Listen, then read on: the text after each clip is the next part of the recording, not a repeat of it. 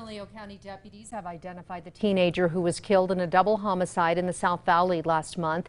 BCSO says 15-year-old Ali Assad and 22-year-old Anthony Vigil crashed their car near Coors and Arenal on April 19th.